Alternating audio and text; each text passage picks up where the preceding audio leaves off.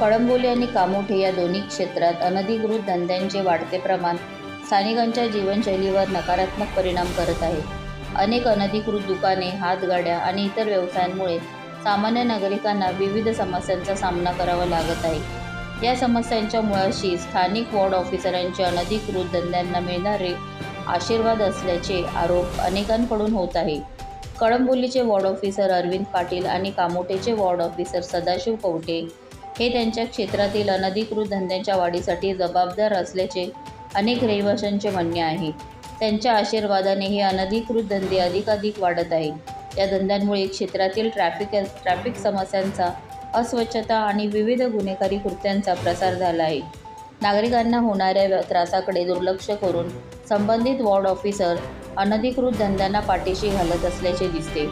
या अनधिकृत धंद्यांच्या परिप्रेक्ष्यात बऱ्याच वेळा सरकारी नियम आणि कायद्यांना पायदळीत उडवले जाते. अनधिकृत बांधकामे, दुकाने आणि ठेले हे वॉर्ड ऑफिसरांच्या नजरेसमोर उभे राहतात. अशा धंद्यांना रोखण्याऐवजी संबंधित अधिकारी त्यांना अप्रत्यक्ष समर्थन देतात. हे समर्थन कोणत्या कारणांमुळे मिळत आहे याबाबत अनेक शंका आणि चर्चा आहेत. काहींना वाटते की हे अधिकारी आपल्या व्यक्तिगत फायद्यासाठी या अनधिकृत धंद्यांना सहकार्य करत आहेत. अनधिकृत धंद्यांच्या परिणामी परिसरात गुन्हेगारीचे प्रमाण वाढत आहे. चोरी, मारामाऱ्या आणि इतर गुन्हेगारी कृत्यांचा प्रसार झाला आहे. यामुळे नागरिकांची सुरक्षिततेची भावना कमी होत आहे. याशिवाय स्थानिक प्रशासनावर विश्वास देखील कमी होत चालला आहे. नागरिकांच्या तक्रारींना योग्य प्रतिसाद न मिळाल्यामुळे त्यांचे प्रशासनावरचे विश्वास कमी होत आहे. अशा परिस्थितीत स्थानिकांनी एकत्र येऊन या समस्येवर उपाय शोधणे गरजेचे आहे. संबंधित वॉर्ड ऑफिसरांनी आपली भूमिका पारदर्शकतेने आणि जबाबदारीने पार पाडली पाहिजे. प्रशासनाने त्वरित पावले उचलून अनधिकृत धंद्यांना आळा घालायला हवा.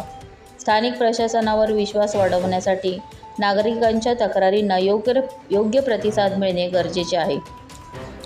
अखेर स्थानिक प्रशासनाने या समस्येची गांभीर्याने दखल घेतल्यास नागरिकांना त्यांच्या समस्यांचं समाधान मिळेल. त्यासाठी संबंधित वॉर्ड ऑफिसरांनी आपल्या कर्तव्यांचे पालन करत अनधिकृत धंद्यांना आळा घालण्याच्या दिशेने ठोस पावले उचलायला हवीत. जनतेच्या हितासाठी प्रशासनाने पारदर्शकता आणि नैतिकता जपणे अत्यावश्यक आहे.